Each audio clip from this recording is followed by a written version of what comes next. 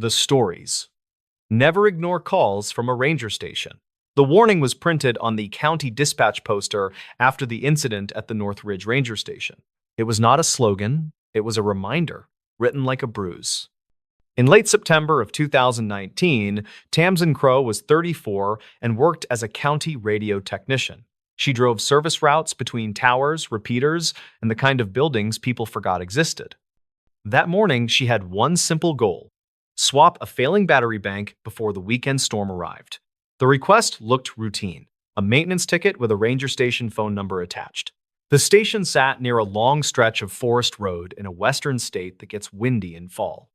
It was not remote like a postcard, but it was far enough that help came slowly. Tamsin packed tools, a spare handset, and a digital recorder she used for interference complaints. She also brought a printed map, because cell service vanished on the last ridge. About 20 minutes from the station, her work phone rang with a number she did not recognize. The caller ID still labeled it as the Ranger Station, which made her lift it quickly. A man spoke in a flat tone, and his words sounded like they were being read. "Do not come here alone. Do not call the sheriff. Bring the radio keys." Tamsin asked who he was, and the line went silent except for a soft clicking sound. It was not wind. It was rhythmic, like a relay switching on and off somewhere nearby.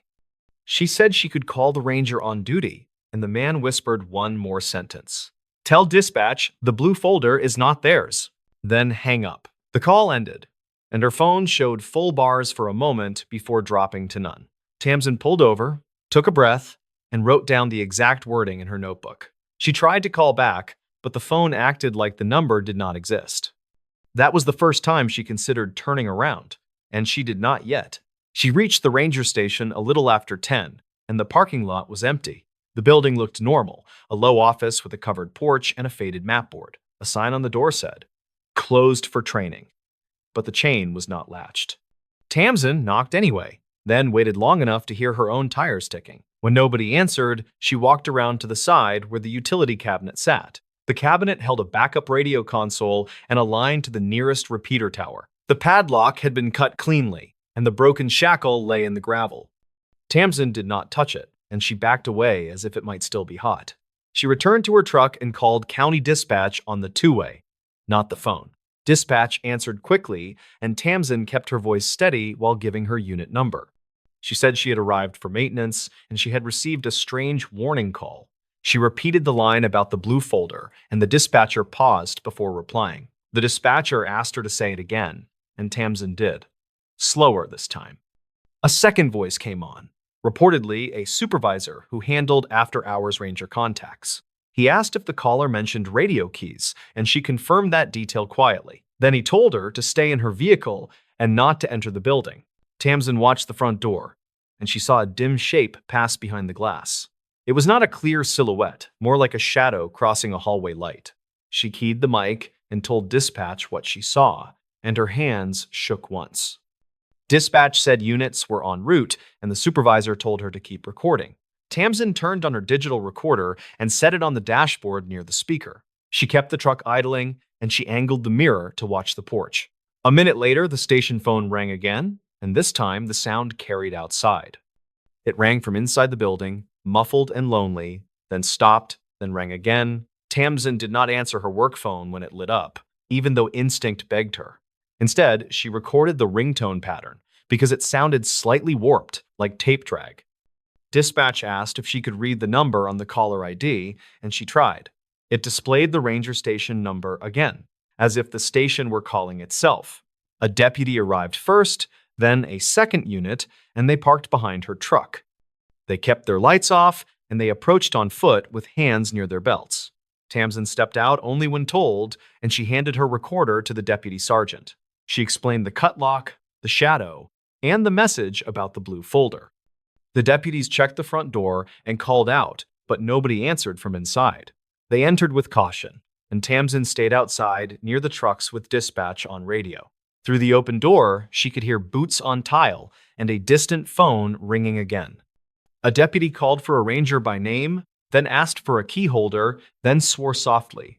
The sergeant came back out and told Tamsin to wait, but his face had changed. He said the building looked staged, and he did not mean messy. or ransacked. He meant chairs were placed wrong, files were open on a desk, and radios were unplugged. He also said the station logbook had been removed, along with a blue folder. The mention of the blue folder made Tamsin feel cold, even in the sun. She asked what the folder was, and the sergeant did not answer right away.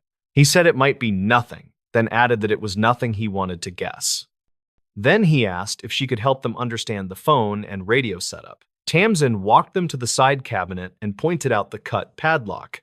She explained what the cabinet powered and how the backup console could patch calls. The sergeant asked if a person inside could spoof the station number on outgoing calls. Tamsin said it was possible, but it would require access to the line interface. She opened her notebook and showed the message, written exactly as she heard it.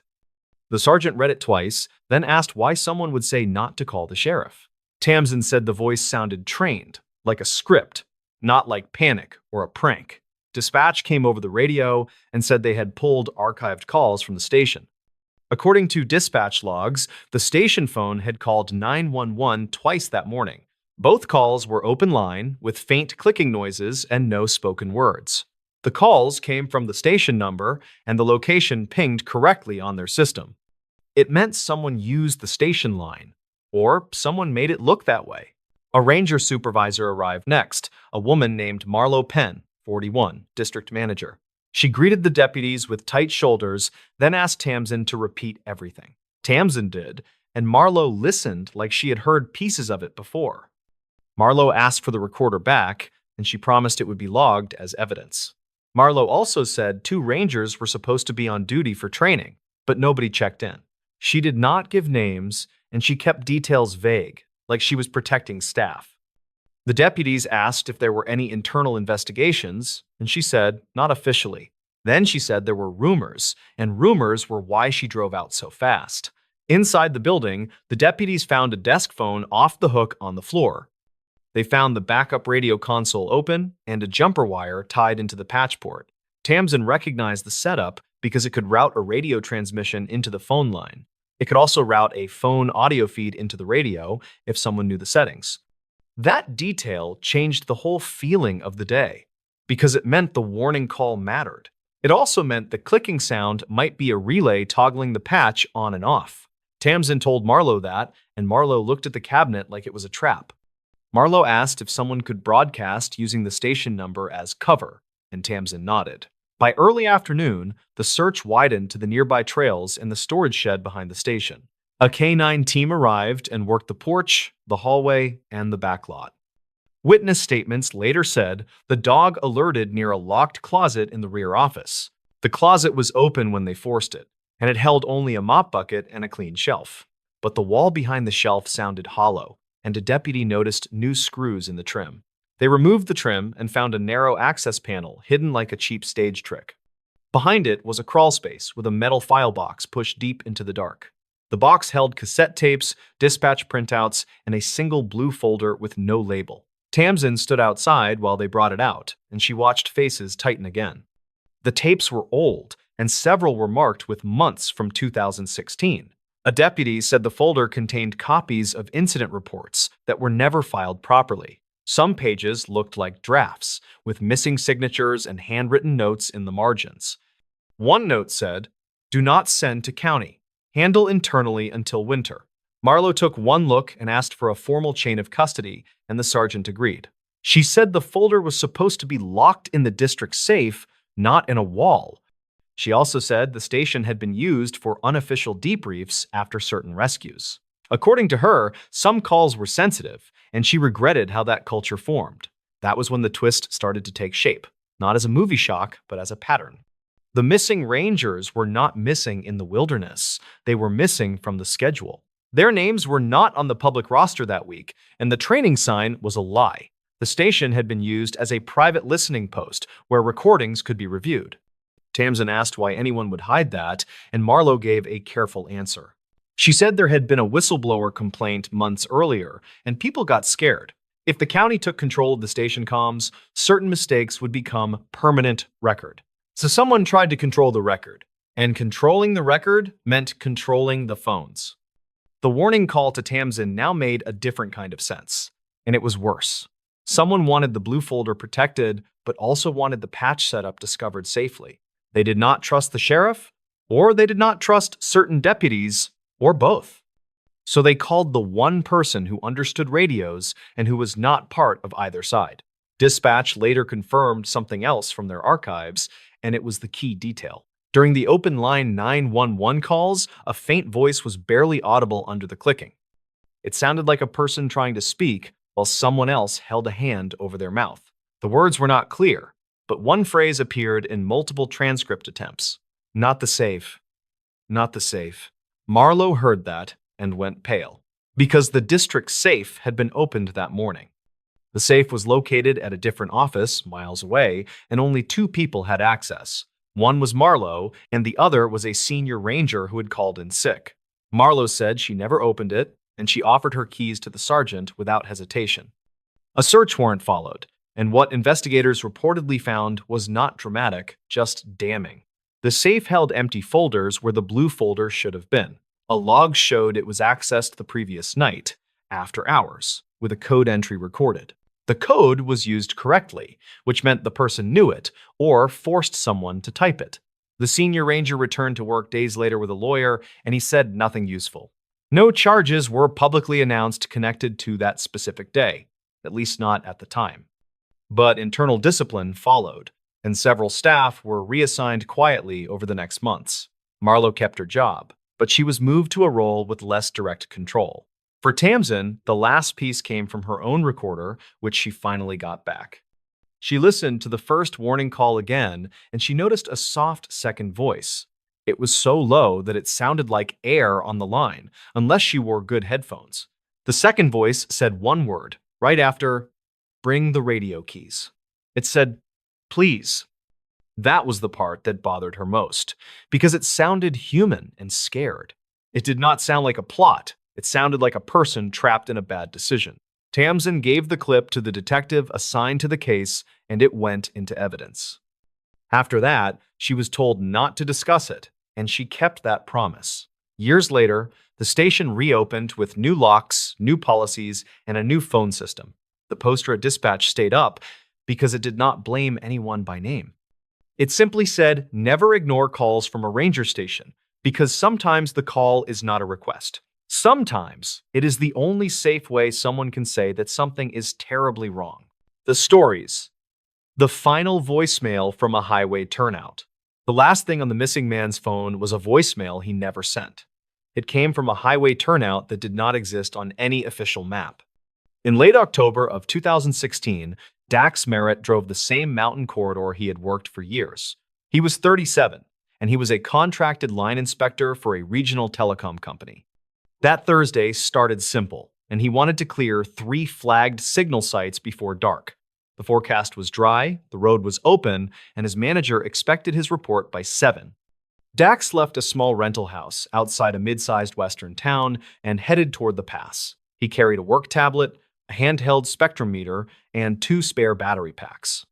His company van had a dash camera, but it only saved clips when it detected hard braking. He had coffee in a steel mug and a new pair of work gloves on the passenger seat. By the time he hit the climb, he was already thinking about the last site and the warm diner off the main road. At 10:43, his phone connected to a tower near the ridgeline. The connection would matter later because it was the last clean handoff on record. Around 11, a weathered sign for a scenic turnout appeared, and the pull-off widened to gravel. Some locals called it the old switchback view, but the state never marked it as a formal stop. It was still used by hunters, tired drivers, and people who needed a quiet minute. A trucker would later tell a deputy he saw a white service van easing into that gravel. He said the driver looked like he was checking his mirrors, then stopped near the far edge. The trucker did not think much of it, because he saw that kind of thing often. He kept driving, and the van did not follow. At 12:15, Dax's manager texted about an unrelated ticket. Dax never replied. At 1:10, a coworker called, and it went to voicemail on the second ring. At 3, the manager called again and got voicemail again. By 5, the company's after-hours line had 2 missed check-ins, and a supervisor started calling State Patrol. A trooper found the van at 7:40 that night, still parked at the turnout. The keys were not in the ignition, but they were on the driver's floor mat. The work tablet was gone, and so was Dax's phone, but his mug was in the cup holder. There was no blood, no broken glass, and no obvious struggle in the gravel. The trooper photographed tire marks, then walked the edge where the turnout dropped into timber. He found nothing except a crushed cigarette butt and a small strip of black tape. Search crews came the next morning, and the timeline hardened into records and guesses. Dispatch logs showed the first call from the supervisor at 5:18. A local deputy arrived at the turnout at 8:02, then requested a drone unit. The drone footage showed steep trees, boulders, and a narrow seasonal creek. There was no clear trail, and no obvious sign of a fall. Dax's phone company produced tower data by the weekend, and it showed his phone had moved once after noon. The phone connected briefly, then dropped off the network for good. It looked like a device that lost power, or entered a dead pocket, or was turned off on purpose. Investigators noted the missing tablet too, because it carried maps and site notes. That made the case feel less like an accident and more like an intentional disappearance. On Monday, Dax's sister, Lenora Merritt, drove in from another state. She was 39, and she worked as an office manager for a clinic. She had a plain voice and a steady way of asking questions that people took seriously. She brought printed bank statements, a copy of his lease, and a folder of photos. She also brought something nobody else had yet. She had access to his voicemail account on an old family plan. Lenora said she checked it in her motel room because she needed to hear his voice. She expected routine work calls and maybe a message from a friend. Instead, she found one voicemail marked as saved with no sender listed. The timestamp showed 12:12 and the call length was 48 seconds. It was titled as if Dax had called his own mailbox, which can happen if a phone glitches during a call. Lenora played it for the deputy assigned to the family liaison role. The recording sounded like it came from inside a vehicle, with wind around a cracked window. Dax's voice was low and rushed, and it did not match the calm tone he used on work calls. He said, "If this is me later, don't laugh. Something's wrong up here. I'm at the turnout. That pull-off with the busted rail." He swallowed, then added, "There's a truck that shouldn't be here, and somebody's walking around like they're looking for me." He paused, then said, "If I hang up, it's because I can't talk, but I'm not leaving the van. I'm not leaving it." Then the voicemail ended with a click and a faint thud like a hand hitting plastic. There were no screams, no crash sounds, and no clear second voice. Still, the words were enough to change the case because they introduced intent. It made the turnout feel less like a place Dax chose for a break and more like a place he could not escape. The deputy forwarded the file to a detective, and they treated it as potentially authentic but uncertain. They requested the raw audio and asked the carrier for routing details. The carrier confirmed the call originated from Dax's own phone number, and it was dialed to his voicemail access line. That meant Dax could have hit speed dial, or a button, or a malfunction could have done it. Either way, the call likely came from his phone while it was on the network. The detective returned to the turnout with Lenora 2 days later. He asked her to point out what Dax might have meant by the busted rail.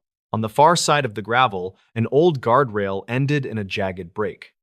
A section had been removed years earlier, and the posts were cut close to the ground.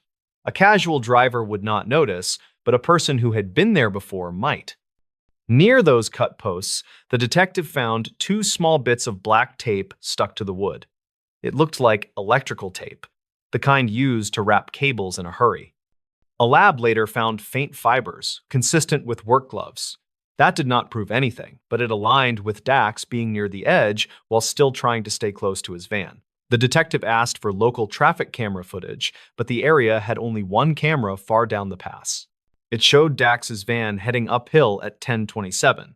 It also showed a dark pickup passing the camera 3 minutes later. The pickup's plate was unreadable, and the driver could not be seen.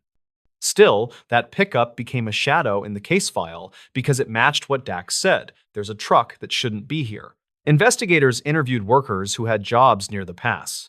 A road maintenance crew had been patching a shoulder that week, and their supervisor said they finished by 10. A private towing company had responded to a stranded camper earlier, but their truck was logged elsewhere at noon. A logger from a small outfit admitted he parked at the turnout sometimes, but he swore he was at lunch in town. Witness statements were thin, and everyone had a reason to be on those roads. Lenora focused on what she could control, which was Dax's habits and his gear. She asked the telecom company for his recent tickets, and she noticed one that seemed small but odd. It involved repeated interference at a site near the pass, blamed on an unknown device. Dax had written in his notes that the interference was patterned, not random. He wrote that it came and went like someone was testing a transmitter. That note pushed the detective toward a different theory. Dax worked around towers and lines, and he carried equipment that could identify illegal transmitters. Someone running a hidden setup would not want a telecom inspector asking questions. It was still speculative, but it fit the missing tablet. It also fit the strange tape by the rail, because tape like that is used by people who handle cables. The detective requested Dax's company van data, including GPS pings. The van had a basic fleet tracker that updated every 15 minutes, but only if it had signal. The tracker showed the van stopped at the turnout at 11:04. It stayed there until the trooper found it. There were no other pings, and no signs the van moved. The case stalled in the normal way, with searches that found nothing and tips that went nowhere. Then, in early November, a volunteer found a phone in the creek below the turnout. It was wedged between stones in a shallow bend, and it was coated with silt. The battery was gone, and the back panel was missing. The screen was cracked, but the serial number matched Dax's phone. The phone could not be powered on, but a forensics tech recovered fragments from the storage chip. Most of it was corrupted, yet they pulled a partial audio file that matched the voicemail. The recovered file was longer than the voicemail, by about 7 seconds. That mattered because it suggested the voicemail cut off before the recording actually ended. Something happened at the end that did not get stored in the mailbox. The tech enhanced the last seconds carefully and conservatively. They did not add new sounds, but they reduced hiss and boosted the mid-range. A faint second voice emerged, not close enough to be clear, but close enough to feel present. It was a male voice, and it said something like, "Hands where I can see." Then there was that same thud, heavier this time, like the phone hit the dash. The file ended with wind noise and a soft scraping sound. That was the first time the detective felt the case shift from uncertain to sharp. If the voice was real, Dax did not wander off or fall. Someone confronted him, and the voicemail became an accidental record of that moment. The detective asked the lab to write the report in careful language. It said a second voice was possibly present, consistent with a nearby speaker. It did not claim an exact phrase, because that would overreach. Lenora wanted action, and she started working her own angle through Dax's coworkers. She learned Dax had complained about a specific dead zone along the pass. He said his phone always dropped near the turnout, which was odd because the ridge should have line of sight. He also mentioned, casually, that he had found an unlisted utility box near the gravel. He joked that it looked like someone's secret project. That comment stuck with her, and she asked the detective to search for any utility permits. The state had no record of a box at that turnout. The detective returned with a technician from the highway department, and they walked the tree line. They found a low metal cabinet, half hidden behind brush, about 30 yards from the gravel. It was locked, with a fresh padlock and a thin cable running into the ground. The technician said it was not state equipment, and the detective photographed it from every angle. They called in a specialist and got a warrant to open it. Inside was a small power inverter, a battery bank, and a compact radio transmitter rig. It was wired to a directional antenna mounted higher in the trees, camouflaged with brown tape. The setup looked temporary, but it was active at some point recently. The detective connected that discovery to Dax's interference note. Someone had been operating an illegal transmitter near the pass, likely to disrupt signals or monitor traffic. It explained the dead zone, and it explained why Dax's phone might have struggled after noon. It also explained why someone might want Dax gone, because he was the kind of worker who noticed odd signal patterns. The next step was finding who serviced that cabinet, and that came from a mundane clue.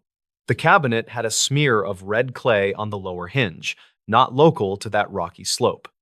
A highway worker recognized the color as soil from a gravel pit used by a small contractor about 40 miles away. The detective contacted the pit manager and learned one company rented that pit regularly. It was a two-truck outfit that did short-term hauling, and it owned a dark pickup with a ladder rack. The detective did not assume guilt, and he moved slowly with records. He obtained cell tower logs for phones that pinged near the turnout at noon and compared them to known workers. Many were pass-through travelers, and most were gone in minutes. One device, though, connected and disconnected repeatedly in a pattern that looked like testing. That device was tied to a prepaid account, but it showed up again near the gravel pit on other days. They watched the pit for a week, and the dark pickup appeared on a Tuesday morning. The driver was a man in his 40s with a patchy beard, and he loaded equipment cases into the bed. Investigators followed at a distance, and the truck headed toward the pass. It took a side road, then stopped near a different pull-off, not the turnout. A second man met him there, and they opened a case that looked like radio gear. The detective pulled them over after they drove back to the highway and asked routine questions. The men gave confusing answers about hunting and surveying, and they did not have permits. One of them had a pocket knife with black tape wrapped around the handle. The detective did not arrest them on the spot, because he still needed a clean link to Dax. He seized the gear under an equipment violation, then pushed for a deeper search. The twist, the one that landed hardest for Lenora, came from Dax's own work tablet.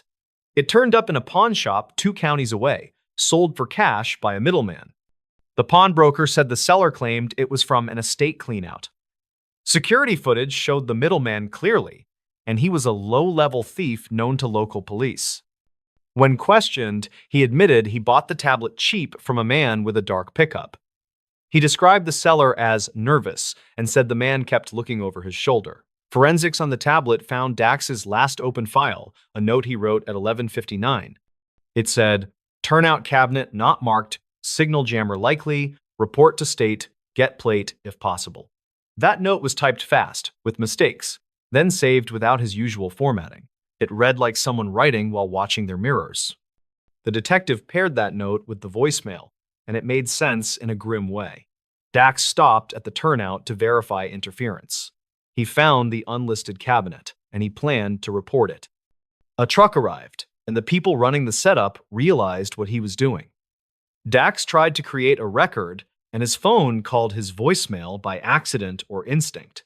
That voicemail became the last trace of him alive on any system. The case did not end clean, and it did not give Lenora the kind of closure she wanted. The men tied to the transmitter denied harming Dax, and they claimed it was for private testing.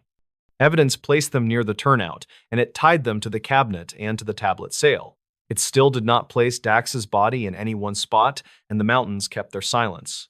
Prosecutors focused on the illegal transmitter, the theft, and obstruction, and they built what they could prove. Years later, Lenora kept a copy of that voicemail on a flash drive in her desk.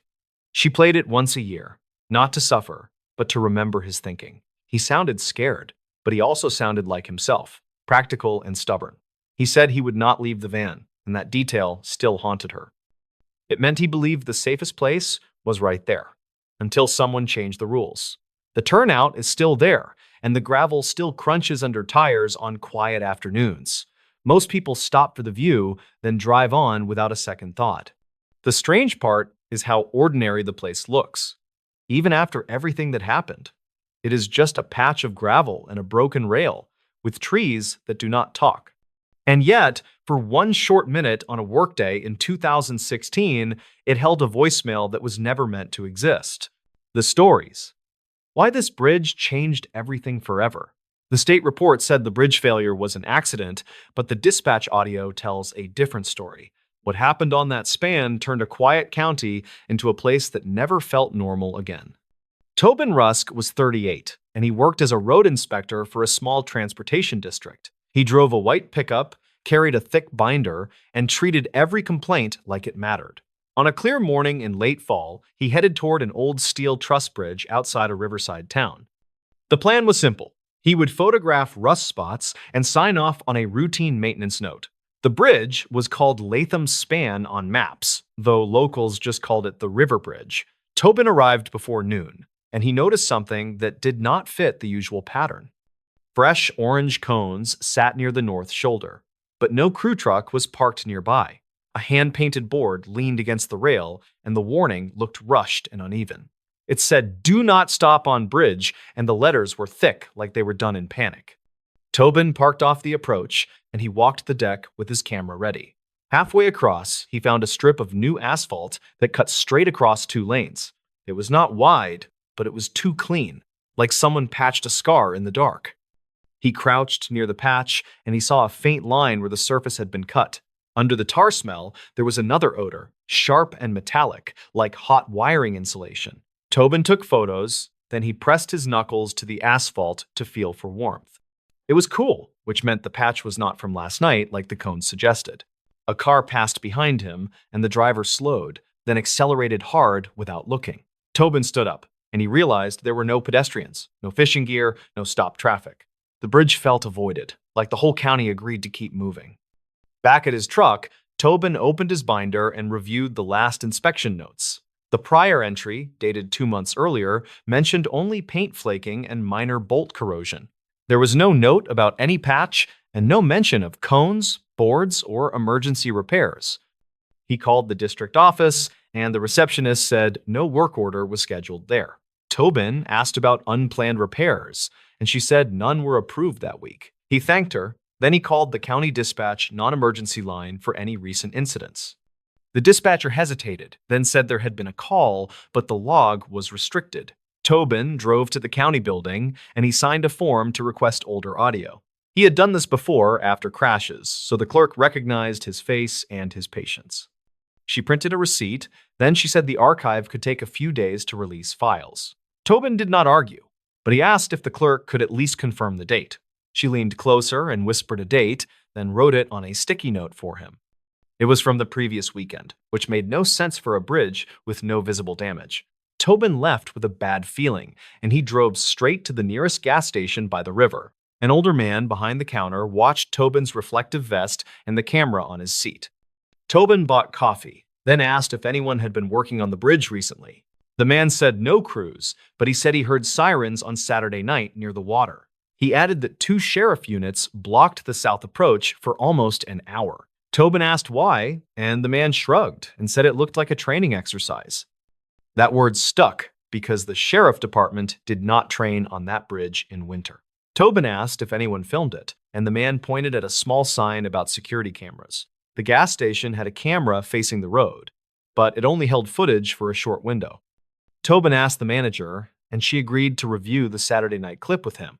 They stood in a back office, and the monitor showed a black SUV stopping near the bridge. 2 vehicles arrived behind it, both unmarked, and their lights flashed once, then went dark.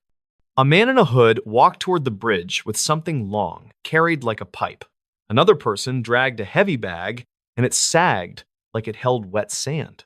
The footage was grainy, but the timing matched the sticky note date from the clerk. Tobin asked the manager to save the clip, and she said she could export it to a drive. He gave her a fresh one from his glove box. Then he wrote his phone number on tape. As he left, a woman pumping gas stared at him. Then she looked away too fast. Tobin approached her carefully, and he asked if she lived nearby or crossed the bridge often. She said she used to, but she stopped after hearing a strange sound at night. Tobin asked what sound, and she said it was a deep thump, followed by a light ringing. She added that the river carried sound, and it felt like it came from under the deck. Tobin returned to the bridge at dusk, and he parked where he could see the underside. The water was low, and the concrete pier bases were exposed in muddy brown light. He climbed down the bank, and he aimed a flashlight at the beams under the patch area. Most of the steel looked old but stable, with layers of paint and rust as expected. Then he saw a newer metal plate bolted over a joint, and the bolts looked mismatched. One bolt head was bright, like it had been installed recently with a different supplier. Tobin photographed it, then he ran his finger along the plate edge and felt fresh sealant. He called his supervisor, but the call went to voicemail, and Tobin left a short message. He said the bridge had an undocumented patch, plus new hardware that did not match inventory. He asked for a second inspector the next morning, then he returned to his truck to write. While he wrote, headlights approached, then stopped behind him without passing. Tobin looked in his mirror, and a dark pickup sat there with its engine idling. The driver did not honk and did not pull around, just waited like a patient shadow. Tobin started his truck, and the pickup backed up, then turned away toward town. That night, Tobin went home and opened his laptop to organize the day's files. He labeled each photo with timestamps, and he wrote a summary for the district server. Before sending it, he listened to his voicemail, and there was a new message from a blocked number. A man's voice said, "Stop looking at that bridge." Then the call ended with a click. Tobin saved the voicemail, then he forwarded it to his work email for documentation. He barely slept because the warning felt personal, and it arrived too soon to be random. The next morning, Tobin went to the archive office the clerk had mentioned. He signed another form, and after a long wait, a technician handed him a file on a disk. The technician said some parts were redacted, but the main dispatch portion was intact. Tobin drove to a quiet parking lot, and he played the audio through his car speakers. At first, it sounded normal, with a caller reporting a stalled vehicle near the bridge approach. Then, a second voice cut in, low and hurried, asking for units to switch channels. A few seconds later, someone said, "Keep traffic moving. Nobody stops on that deck." The audio did not name a suspect, but it contained a phrase Tobin could not ignore. The dispatcher said, "Do not notify fire," which was the opposite of standard procedure. Then a deputy said, "We need the portable welder," and the dispatcher repeated the request. A portable welder was not part of a normal traffic stop, and it was not road district gear. The last clear line was a deputy saying, "Bag is in the river," followed by static. Tobin sat still, and he replayed that line 3 times, trying to hear it differently. He could not, and the words made his stomach tighten like a fist. Tobin drove back to the bridge with a plan, and he brought a magnet, chalk, and a tape measure. He marked the plate position under the deck, then he measured the bolt spacing carefully. The pattern did not match any approved retrofit kit, and the plate covered something important. Near one edge, he saw a thin scorch mark on the beam, like heat had touched bare steel. Tobin scraped gently with a screwdriver, and a small flake lifted, showing fresher metal beneath. He photographed that too, then he stepped back and noticed a cable tie dangling near the joint. It was new plastic, cut clean, and it did not belong on a bridge built decades ago. A fisherman on the bank watched Tobin work and finally walked closer with cautious steps. He said he had seen men on the bridge at night, and they did not look like road workers. Tobin asked what they did, and the fisherman said they carried lights and a heavy toolbox. He added that they tossed something into the river, then one of them sprayed paint on the deck. Tobin asked what color, and the fisherman said it looked like quick black paint, not road tar. Tobin thanked him, then asked if he had a phone video, and the fisherman shook his head. He said his phone was old, and he did not want trouble with law enforcement. Tobin went to a marine supply shop and rented a small inspection camera on a flexible pole. The clerk showed him how to record, and Tobin paid in cash and kept the receipt. He returned to the bridge in late afternoon, when traffic was light and the light was steady. From the pier access point, he guided the camera toward the underside seam near the plate. The screen showed bolts, then shadows, then a narrow gap where the plate did not seal fully. Inside the gap, something pale reflected. Then the image sharpened into a strip of cloth. It was caught on metal like a snag, and it moved slightly in the river breeze. Tobin pulled the camera back, and he stared at the screen until his eyes burned. Cloth did not explain the weld request, and it did not explain the warning board either. He called a friend who worked in a neighboring county as a structural engineer named Lenora Vance. Lenora was 41, and she consulted on bridge retrofits and failure investigations. Tobin explained the plate, the mismatched bolts, and the dispatch audio without exaggeration. Lenora listened, then said the patch sounded like it covered a cut, not a simple surface repair. She said if someone cut a flange, they might bolt a plate to hide it, but the strength would change. Lenora met Tobin at a diner, and they reviewed photos on Tobin's laptop over cold fries. She pointed at the scorch mark and the tie, then she said someone had worked fast. Tobin played the voicemail, and Lenora's face tightened when she heard the warning. She asked if Tobin had shared the files, and Tobin said he had not sent them yet. Lenora told him to make 2 copies, one for his supervisor and one for a state office. She said local departments sometimes protected their own, even when the truth was ugly. Tobin did not want to believe that, but the audio line about fire still echoed in his head. That evening, Tobin drove to his office and copied everything onto 2 labeled drives. He placed one in a sealed envelope for his supervisor, then he held the second for himself. As he walked to his truck, he noticed the dark pickup again, parked across the lot. The driver did not get out, but the headlights blinked, then went steady like a signal. Tobin got in, locked the doors, and drove the long way home through a busier highway. He did not see the pickup follow, but he felt watched anyway, like the air had eyes. The next day, Tobin's supervisor called him in, and the conversation went strangely flat. The supervisor said the bridge was fine, and the patch was approved through a sheriff request. Tobin asked for the paperwork, and the supervisor said it was classified for public safety. Tobin said bridges did not get classified repairs, and the supervisor told him to drop it. When Tobin pushed back, the supervisor said Tobin could take leave until the next quarter. It was not a threat on paper, but it sounded like a door closing with a soft click. Tobin left the office, and he drove straight to the state transportation field office downtown. At the state office, Tobin met an intake officer who asked careful questions and took notes. Tobin gave the second drive, and he described the plate, the audio, and the gas station footage. The officer did not promise outcomes, but he said a bridge security review team would look. 2 days later, a state crew arrived at the Latham span with proper trucks and clear markings.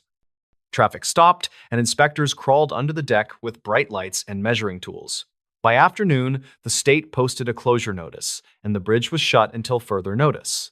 Locals complained, but the closure did not feel like overreaction to Tobin, it felt overdue. A week later, the state report came back with careful language, and it avoided direct blame.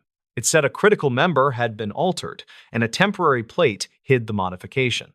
It said the alteration reduced safety margins, especially under heavy load and temperature shifts. Tobin asked the state officer what alteration meant, and the officer said someone cut the steel. The officer added that the cut looked deliberate, not corrosion, and tool marks were visible. Tobin thought about the portable welder request and the line about the bag in the river. He realized the bridge had not been repaired to protect drivers. It had been altered to hide something. The twist came from the marine camera clip, which the state team enhanced frame by frame. The pale cloth was not random. It was part of a high-visibility vest, torn on sharp steel. Under the vest, the camera caught a small badge tab, the kind used on county-issued uniforms. That explained the redacted dispatch log, and it explained the order not to notify fire crews. Someone had gone over the rail that night, and the people in charge tried to erase it. They cut steel to remove a mounted camera bracket, then patched and plated to cover the scars. The bag in the river, according to a later witness statement, held the broken camera and the bracket. The state never released the full identity of the person who fell, at least not publicly. Rumors spread anyway, and each version made the town quieter, more suspicious, and more tired. A deputy resigned, then another transferred, and the sheriff faced questions at tense meetings. Tobin kept his head down, but he kept copies of everything in a safe at his brother's house. Months later, a new bridge project was approved, and the old span stayed closed behind fences. People still drove out to look at it, like a scar they could not stop touching. They called it the bridge that changed everything, because after that, nobody trusted easy answers. Tobin stayed in the district, but he stopped believing that paperwork was the whole truth. He learned that structures fail, but so do institutions, and sometimes the cover-up is the real collapse. On certain nights, when wind moved through the river corridor, the old truss still hummed softly. Drivers crossing the new bridge sped up without meaning to, as if the road remembered fear. The Latham span did not just close a route, it opened a question nobody could fully close. It left a town with a new map and an older silence that sat under every conversation. The stories. This tape explains the warning signs. The tape was logged into evidence on a Tuesday, and the label only said, "Warning signs, do not ignore." When people finally listened to it, a year of roadside deaths stopped looking random and started looking engineered. In late 2019, Dax Calder was 37 and worked as a county sign technician for Public Works. He spent most days replacing faded reflectors, straightening bent posts, and arguing with weathered bolts. That morning, he had one simple goal: confirm the new warning signs on a mountain bypass were correct. The bypass cut through pine forest and rocky slopes about 20 miles from a small river town. It was the kind of road locals used to avoid traffic, and tourists used when their GPS got stubborn. For months, there had been crash reports near mile marker 12, mostly at night and in clear weather. Dispatch logs described drivers swearing they followed the signs, right up until the road turned wrong. Dax parked his county truck by a gravel pull-off, then walked the shoulder with a clipboard. He counted chevrons, measured sign height, and checked that each post was seated firmly in packed dirt. Everything looked normal at first, and that bothered him more than anything strange ever could. If the road was dangerous, it should look dangerous, and it did not. The first warning sign was a standard yellow curve sign with an advisory speed. It was fresh, reflective, and aimed straight at the lane like it had been installed yesterday. Dax wrote down its placement, then stood behind it to check the bolts in the bracket. That was when he saw the backplate had a second set of holes, drilled clean and recent. He touched the metal and felt a faint grit, like someone had ground it and wiped it fast. County signs came from a warehouse, and nobody was supposed to drill new holes in the field.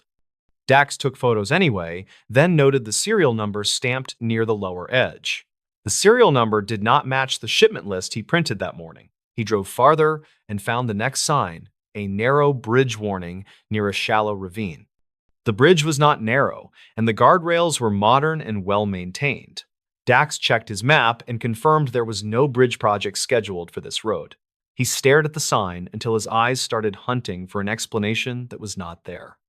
A pickup came up behind him, slow and cautious, then stopped in the lane with hazards flashing.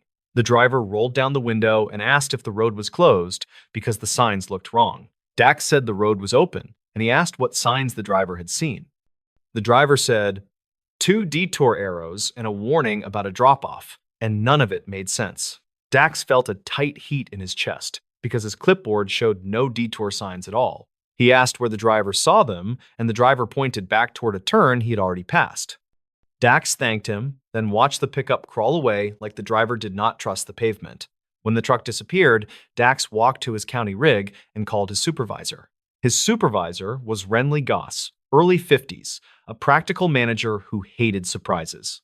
Renly answered on the second ring and sounded annoyed until Dax said, "Wrong signs," and "new drill holes." Renly told him to pull the signs if he could, and to document everything before touching anything. Dax agreed, then drove back toward the turn the pickup driver mentioned. The detour arrows were there, but they were not county issue, and they were not on proper posts. They were strapped to trees with metal banding angled to pull drivers toward a dirt service road. The service road dropped downhill into dense brush, then curved behind a ridge and disappeared. A small hand-painted board read "Bridge Out," and the letters looked fresh. Dax stood at the edge and watched a sedan approach, headlights bright in late afternoon shade. The driver slowed, saw the detour, and started to turn onto the service road without hesitation. Dax stepped into view and waved both arms, forcing the driver to stop hard. The driver rolled down the window and said, "The signs told me to go this way." Dax told the driver to stay on the paved bypass because the detour was not official. The driver looked embarrassed, then angry, and asked why the signs were there at all. Dax did not have an answer he could prove, so he said they were unauthorized and dangerous. The driver backed out carefully and left, and Dax felt his hands trembling afterward. He took photos of every arrow, every strap, and every bolt head. He also noticed something else. Each detour sign was placed just before a blind curve. Drivers had only a second to decide, and the detour looked like the safe choice. Dax recorded voice notes on his phone, then tried to send them, and the upload stalled. The bypass had patchy coverage, so he saved everything and drove to higher ground. From a ridge turnout, he finally got enough signal to send Renly a batch of photos. Renly called back immediately and told him to stop touching anything and wait for law enforcement. Dax said he would, but he did not like leaving the signs up even for an hour. A deputy arrived 40 minutes later, a lean woman named Tressa Mullaney, mid-30s. She listened, took her own photos, and called it in with a tone that turned serious fast. Tressa asked if Dax had seen anyone nearby, and Dax said only one pickup passing earlier. She nodded and said that matched witness statements from past crash calls. They removed the tree-strapped signs and loaded them into the deputy SUV. Under the painted board, they found a strip of reflective tape like a road crew used. Tressa said the county did not use that exact tape, and she sounded certain about it. Dax asked if this was connected to the crashes, and she said, "It looks like it could be." Renly told Dax to return to the yard and pull old installation records for the bypass. Dax spent the evening in a dusty office, flipping binders and scanning sign serial numbers. He found that 2 shipments had gone missing over the past year, both marked as minor losses. The lost notes said damaged in transit, which now felt like a lazy answer. The next day, Tressa met Dax in a small interview room at the sheriff office. She played him a clip from an archived 911 call from 2018. A shaken driver described a bridge-out sign and a detour that led into darkness. The driver said he turned back in time, and he kept repeating that the signs looked official. Tressa also had crash scene photos from 2018 and 2019. In each case, responders found tire tracks on the same service road leading to the ravine. Some vehicles rolled, some hit trees, and one went far enough that it was hard to locate. The official reports blamed driver error because no one could confirm the signs. Dax stared at the photos and realized why the signs were never in evidence. The signs did not stay up long, and nobody thought to collect them until too late. Tressa said a volunteer firefighter once mentioned hearing a power tool at night. The firefighter never reported it because the sound faded and nothing seemed wrong then. Now that detail mattered, and the deputy wrote it down with a grim look. Dax tried to think like a technician, not like a person getting spooked. He made a map of where the fake signs had been placed, using his photos and GPS stamps. A pattern showed up fast. Each cluster was near a spot where a vehicle could not easily turn around. If a driver committed to the detour, they were trapped by narrow cuts and loose gravel. Tressa asked if county staff could have installed them, even by accident. Dax said county crews would not strap signs to trees with banding because it broke policy. He also said the drilled sign backs meant someone had access to real county panels. That did not prove anything alone, but it narrowed the pool of people who could do it. Renly gave Dax a copy of the warehouse key log because he trusted Dax more than paperwork. The log was half digital and half scribbled, and it looked sloppier than it should have. Dax compared times to the missing shipments and saw repeated entries by the same initials. Those initials belonged to a contract yard worker who only handled loading and trash. The worker was named Cale Rydell, early 40s, hired through a staffing agency. Cale had access to the sign racks at night because he swept the yard and locked gates. That alone was not enough. But the timeline kept lining up in ways that felt too clean. Tressa asked for Cale's address, and Renly refused, saying it needed proper process. That is when the tape entered the story, quietly and almost by accident. A retired dispatcher called the sheriff office and said she had saved an odd recording. She said it was not a 911 call, it was a voicemail left on a county line. The voicemail was from a man who sounded calm, describing a warning system with pride. The cassette-style tape was old because the dispatcher kept personal backups in the 90s. She had transferred it to a digital file years later, but still called it a tape out of habit. Tressa brought the audio to Dax because the voice mentioned signs, bolts, and the bypass. Dax listened with headphones and felt his stomach drop within the first minute. The man on the recording said, "Those warnings are the whole thing. They guide them where you want." He talked about reflective angles and placement, like someone explaining a craft. He mentioned using real county panels, because drivers trusted official metal more than wood boards. He said the best trap was one that looked like safety, and he laughed softly after that. Tressa paused the audio and asked if Dax recognized the voice. Dax did not want to guess, but he said it sounded like someone he had heard on yard radios. Renly sometimes used a gravelly voice when he joked, but this was not Renly. Dax asked where the tape came from, and Tressa said it was dated 1998. That date made no sense at first because the bypass was not completed until 2003. Then Dax remembered something. The service road was older, and it used to serve a quarry site. Old county plans showed the area marked as restricted during blasting operations. Back then, there were warning signs, and the public learned to obey them without question. Tressa and Dax went to the county archive room, a basement space that smelled like damp cardboard. They pulled microfilm and dusty maps, and they found a file labeled Quarry Access Control. Inside were notes about repeated trespass incidents and stolen equipment. A line item mentioned Deterrent Signage Program, approved for night visibility. The author name was not Renly. It was a previous supervisor who retired long ago. That supervisor had a son who worked briefly at the county yard, then left under a cloud. Dax found the son's name in an old staffing roster, and it matched Cale Rydell's legal name. Cale had changed his last name later, and the archive file still carried the older one. Tressa ran it up the chain and got a warrant for Cale's phone and storage unit. The unit was across town, behind a row of auto shops, and it looked ordinary from outside.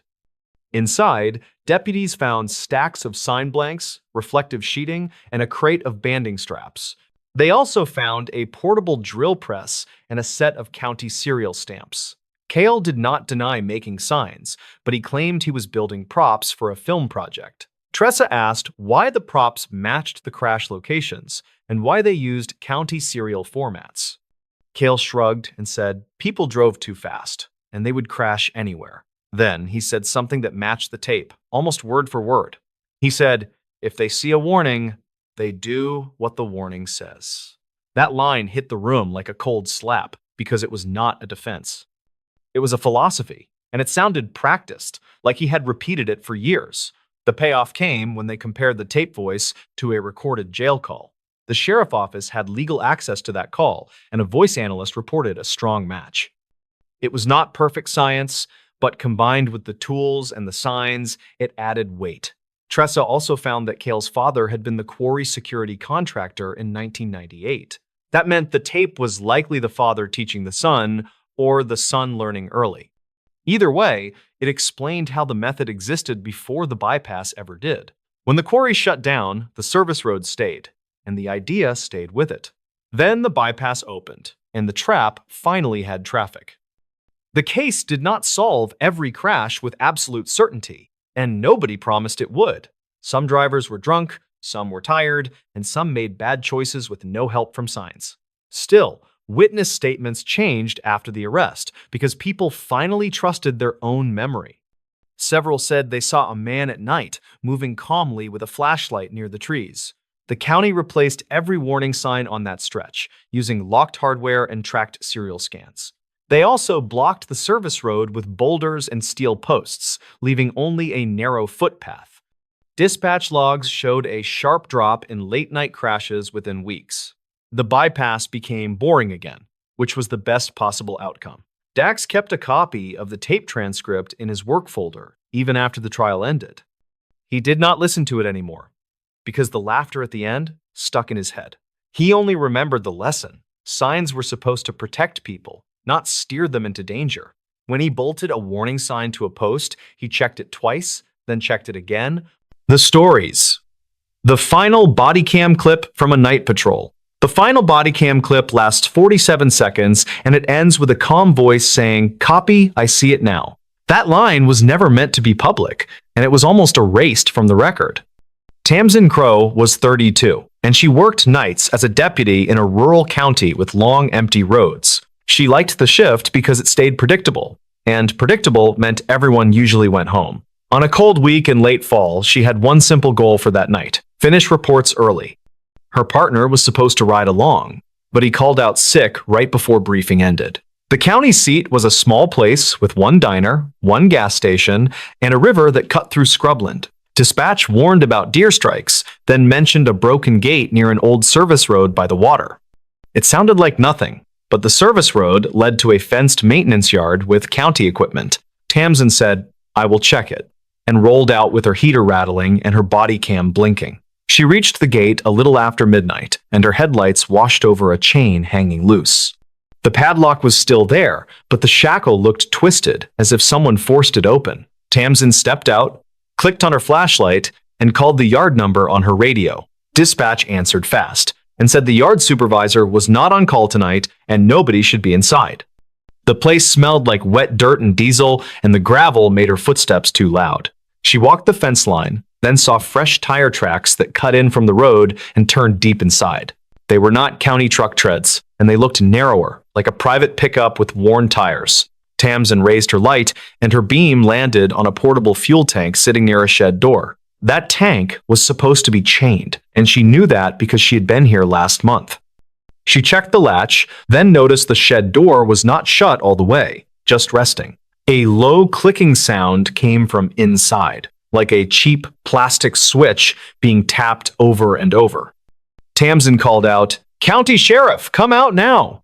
And her voice sounded steady in her own ears. Nobody answered, but the clicking stopped, and the air seemed to hold still for a moment. Then her radio popped with a soft burst of static, and dispatch asked if she had said something. Tamsin said she was checking a possible break-in, and dispatch told her to stay safe. She took one step closer, pushed the door open with her boot, and the smell inside hit hard. There was a sharp chemical scent mixed with old oil, like someone spilled cleaner on a mechanic floor. Her flashlight found shelving, spare cones, and a desk with papers scattered like they were swept aside. On the desk sat a small handheld radio, turned on with its volume knob twisted to a harsh level. The clicking sound had been its scan button, and somebody had been listening for her approach. Tamsin backed out, and she did not try to be brave about it. She just got distance. She moved to cover behind a loader tire, and she told dispatch to send a second unit. Dispatch said the nearest unit was 20 minutes out because a crash call tied up the highway crew. Tamsin said, "I will hold and watch," and she kept her eyes on the shed door. A minute later, a vehicle started somewhere deeper in the yard, and its engine turned over twice. Headlights came on behind a stack of culvert pipes, then shut off again like the driver reconsidered. Tamsin angled her body cam toward the sound, and she whispered, "I hear a vehicle moving." Dispatch asked for a description, and she said she could not see it clearly yet. The yard was quiet again, but her gut told her somebody was watching her from the dark. She scanned the fence line and noticed a section where weeds were flattened in a clean path. It looked like someone had crossed there more than once, and it led down toward the riverbank. Tamsin thought about the fuel tank, the radio, and the tire tracks, and she chose the river path. She moved slow and kept her light low, and the camera caught more shadow than detail. At the river edge, she found a small aluminum skiff pulled into the reeds, still wet on the seats. A coil of rope lay inside, and a waterproof case sat open, with foam cutouts for electronics. That case was the kind search teams used, but the sticker on it was peeled away on purpose. Tamsin took out her phone, snapped photos, and spoke the time out loud for the recording. Her radio crackled again, and this time the voice was not dispatch, it was a deputy voice. It said, "All units, stand down on the yard, false alarm," and it used the right channel. Tamsin froze, because the voice sounded like Dorian Pike, a day shift deputy she barely knew. She keyed up and said, "Dispatch, confirm that order," and she waited for the answer. Dispatch came back, tense and careful, and said they did not give that order. Tamsin said someone was impersonating an officer on the channel, and dispatch told her to pull back. She looked toward the yard, and she saw a faint moving light, like a phone screen bobbing. Her body cam caught it for a second, then it vanished behind the fence posts. Tamsin returned to her cruiser, locked herself inside, and started writing notes while she waited. She made a timeline. The broken lock, the shed radio, the skiff, and the fake radio call. She also searched the prior calls for this yard, and found 2 similar complaints over the past month. Both were closed as unfounded, and both were signed off by the same supervisor name in the log. That name was not a deputy. It was a county facilities manager named Lennox Harrow. When the backup unit finally arrived, it was not another deputy. It was a state trooper from the highway. His name was Cale Vinter, and he was 39, and he looked annoyed about being pulled off traffic. Tamsin showed him the lock and the shed, and she played the radio recording on her cruiser system. Cale listened, then said, "That is not dispatch," and he stared into the dark like he wanted it to blink. They cleared the shed together and found the handheld radio gone along with the scattered papers. The papers were not gone completely though, and one corner stayed pinned under a coffee mug ring. Tamsin lifted it with gloves and saw an equipment transfer form with a date from 2011. It listed a confiscated boat motor, a fuel drum, and a storage location at the county yard. The signature line was smeared, but the printed name was Lennox Harrow, the facilities manager. Cale said he had never seen a facilities manager sign evidence forms, and that made both of them quiet. In the next hour, they walked the riverbank and found footprints leading to the skiff, then into water. They also found a second set of tracks, heavier and more deliberate, like boots meant for wading. The skiff was still there, but the rope was cut clean, and the cut end had fresh fibers. Tamsin photographed the cut, then bagged a small piece of rope that snagged on a reed. Cale said they should request a forensics team, and dispatch said the team would come at daylight.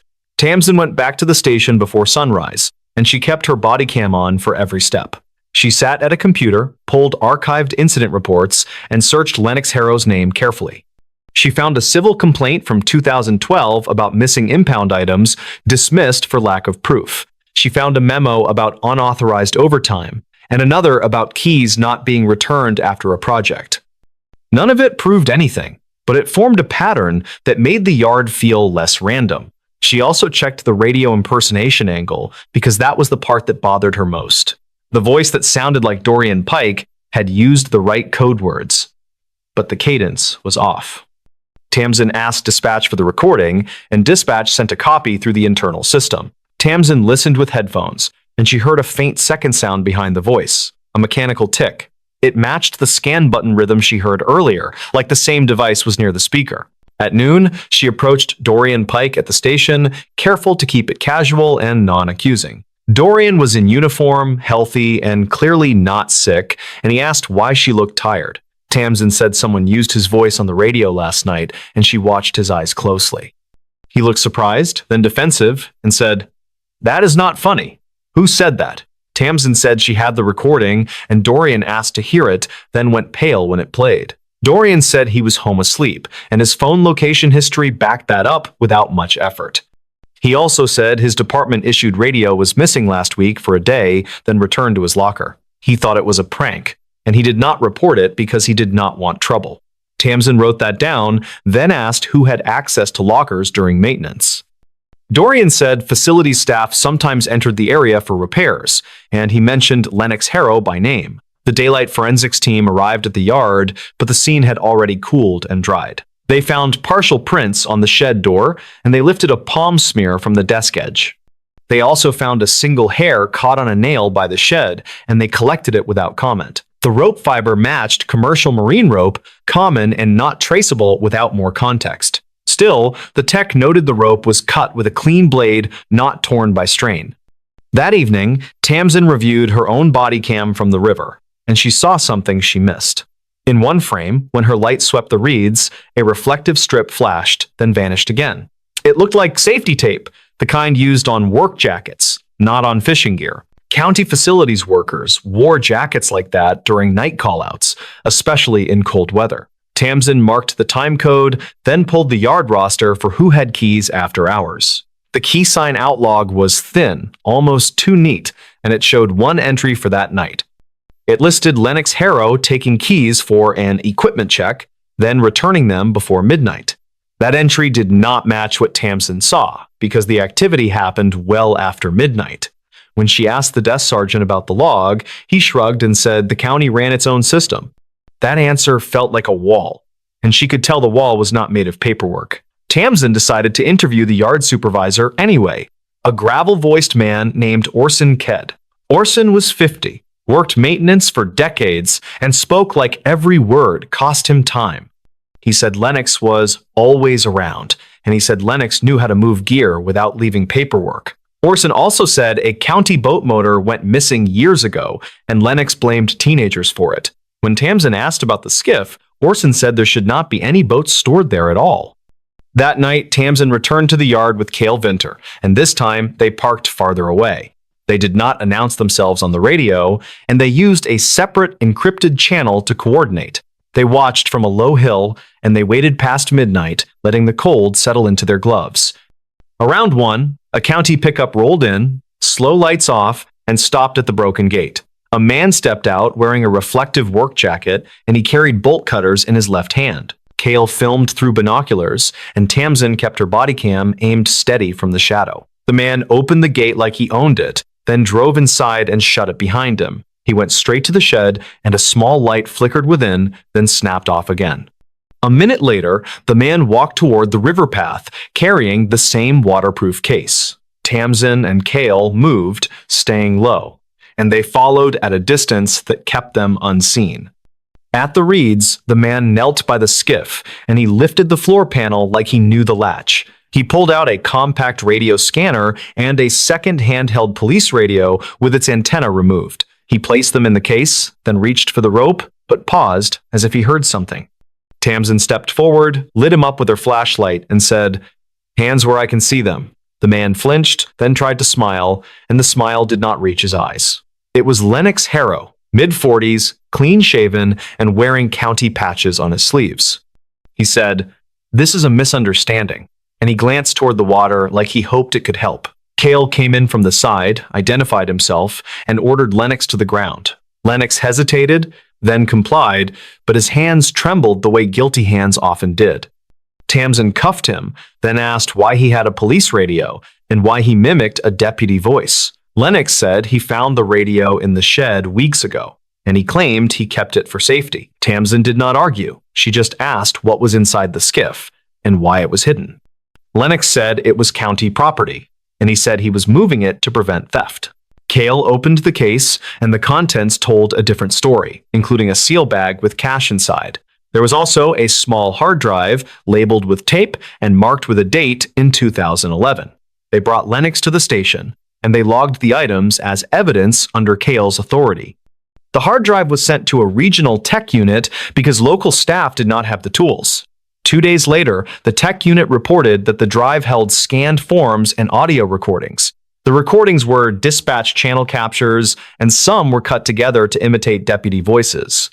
One file was labeled with Dorian Pike's name, and it contained voice samples from roll call chatter. It looked like Lennox had been building a toolkit to control the radio traffic when needed. The scanned forms on the drive showed equipment marked as destroyed, then reappearing as transfers. Some items were small, like fuel cards and radios, but others were bigger, like motors and generators.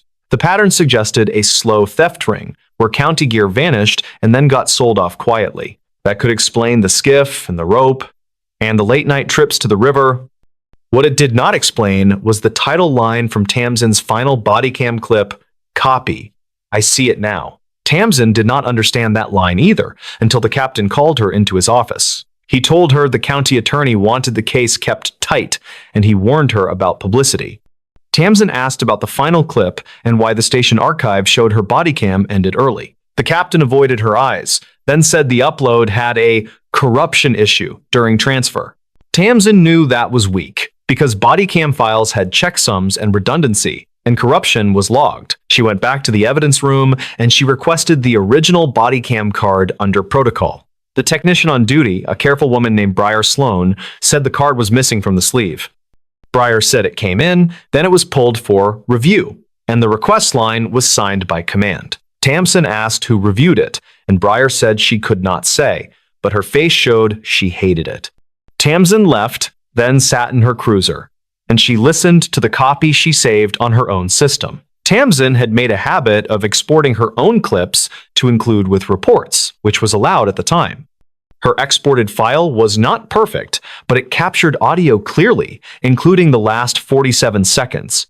In that clip, after she cuffed Lennox, a second voice came over the radio, low and confident.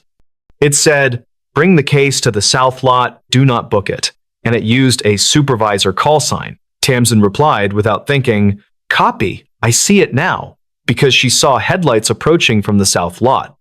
Those headlights belonged to a command SUV, not a patrol unit, and it arrived within minutes. A supervisor stepped out, not the captain, but a lieutenant who handled county contracts and budgets. His name was Stellan Ward, and he told Tamsin to turn Lennox over and let the county handle it.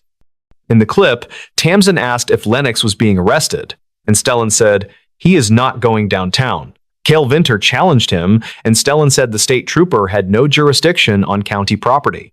The argument was clipped, but the tension in their voices was clear, and it explained the missing footage. Tamsin realized the final clip was not about Lennox getting caught, it was about who arrived to stop it. If that clip went public, it would raise questions about why command tried to intercept evidence. It would also connect county theft to someone with authority, or at least to someone protecting it. Tamsin brought the clip to Cale because the state trooper system had its own chain of custody. Cale listened, jaw tight, then said, "This is why they wanted me gone that first night." Cale filed a formal report to his agency, and he attached Tamsin's export as supporting material. He also requested an outside investigation, and he did it through channels above the county level. Within a week, auditors arrived, and county offices got nervous, and keys started changing hands. The county attorney issued a statement about administrative review, and the captain kept avoiding questions. Lennox Harrow remained in custody on state charges tied to the cash and the stolen radios. But the larger case widened because the hard drive showed more names and more unexplained transfers. Months later, Tamsin learned that Stellan Ward resigned quietly, citing health and family reasons. No public hearing happened, and the county settled several civil claims without admitting wrongdoing. The yard got new locks, new cameras, and new rules for after-hours access. Dispatch also updated radio procedures, and they tightened encryption on secondary channels. Dorian Pike got his reputation back, but he never stopped looking over his shoulder on night calls. Tamsin stayed on nights, and she kept her routine simple because simple kept her sharp. She did not talk about the case much, even when people tried to pry at the edges of it. When asked, she said the truth in a plain way, that one person got caught and others got exposed. She also said the scariest part was not the yard, or the river, or the dark. The scariest part was hearing a supervisor voice on the radio and realizing it did not mean safety. The final body cam clip still exists because Tamsin kept her export and Cale logged his own copy. It is short and calm, and it does not show anything dramatic, just headlights and a decision point. It ends with Tamsin saying, "Copy, I see it now," and then the file cuts to silence. Some nights, she thought about how close that silence came to swallowing the whole story. Then she checked her gear, started her cruiser, and drove the same roads with her eyes open.